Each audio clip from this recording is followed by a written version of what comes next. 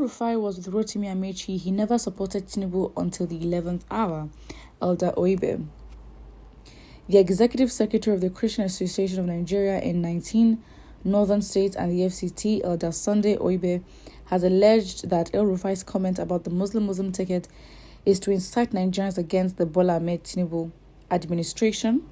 He said in an interview with the Sun newspaper that the immediate former governor of Kaduna State did not support the president initially.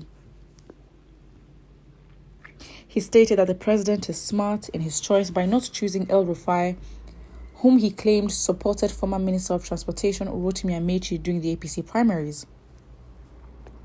He asserted that El-Rufai's comment was evoked by the fact that he was not considered for Chief of Staff and the SDF position by the president. He said El-Rufai is pained because he has lost out. He is simply doing so like, if I don't get what I want, I let everything scatter. We should also know that El-Rufai did not support Tinubu because he was trying to become the vice presidential running mate to another presidential candidate during the primaries election. He was with Amechi. He never supported Tinubu until the 11th hour. He began to run round to beg Tinubu. Interesting. It's like post-elections and then we have these are the real Nollywood stars, to be honest, because all they just do is create narratives, and I literally don't know what they do. I mean, to be honest, in their 4 years in their past administration, we have not heard anything that they did, but always that this politician is fighting this other person. Oh, why are you coming out to say this now? We know your real intention. So it's like we never hear anything they do for their states or do for their zones or do for their regions. You never hear anything. But when it comes to who is supporting who and who's on whose side and who did not support who early enough, then they would come and fight with each other. And I think if we're going to give them the attention or engage in this, it just doesn't make sense. And I just think that Nigerians should not give them the attention or time of day. Why would you engage with these people? They're doing, and that's the thing. We get so upset and say, oh, but you're not on this person's side or not on this person's side. But what do the elections in Nigeria prove to you every single time?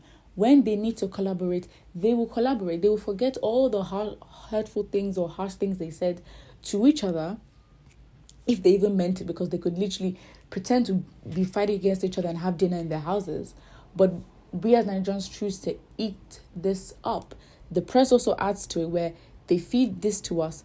And then rather than, we can decide not to give it attention, but then we then choose sides as the people. And that's how they try to keep us divided. They basically allow for, polarities within our society. Who's supporting who? We're literally on opposite ends.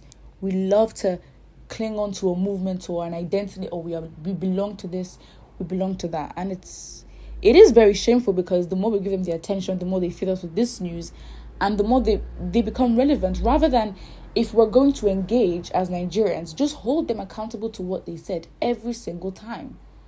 Every single time they come out to say, this person is fighting me. Sir, that's not a problem. You said you're going to do this for your state. What's the plan on this budgeting? What's the plan on this healthcare reform that you did? If we are consistent in holding them accountable, if we were to engage, isn't that better? You think they would come to Nigerians with all this drama, Nollywood, beef, whatever it is? They wouldn't. But because we choose to engage in a way where we start to pick sides and we start fighting each other, what's the point? Because right now, all that's going on right now is so irrelevant. Tinubu has won. So what's the problem? Because what then happens is the sycophants try to lobby, get on the good graces after the elections. For what? To find a position.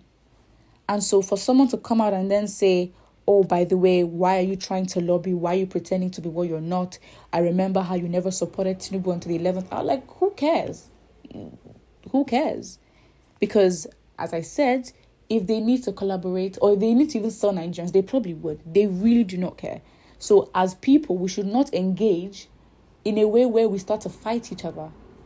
If we engage, at least hold them accountable to say, you are a president or you are this, your position is this, you said you're going to do this, have you done it? But we all don't think like that. We all love the drama. We all love the personas that they give off.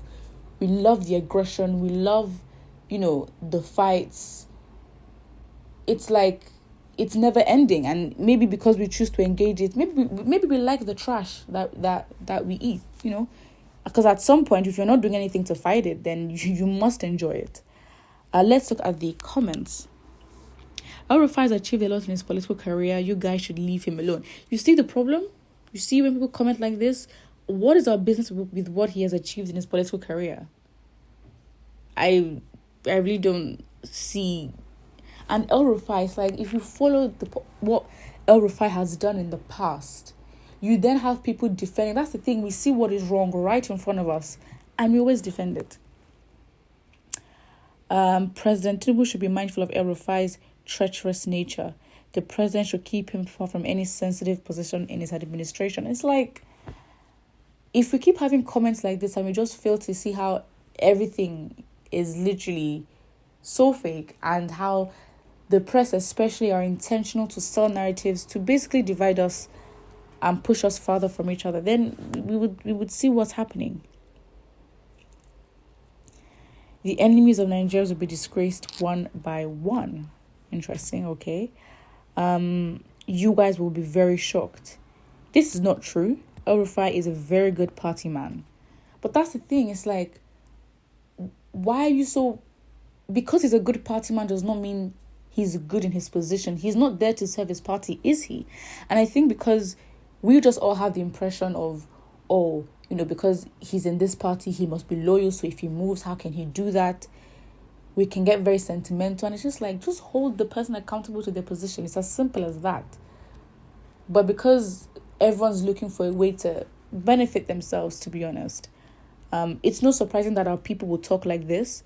But then it's interesting because we talk like this, you know, we're like, leave him alone. He's achieved a lot in his career, in his political career. And then you have, you know, and then you have people saying that a revolution would be provoked by INEC because of the elections. I'm like, a revolution when you have people thinking like this? I mean, it is safe to assume that those that are thinking like this are also big in their numbers as well. Not everyone, not as united to go for a revolution. It doesn't make sense. So you have such different ways in which people think, and you expect them to be united. They will basically fight against each other and then wouldn't even last. Put what you think about it in the comment section below, and don't forget to like and subscribe.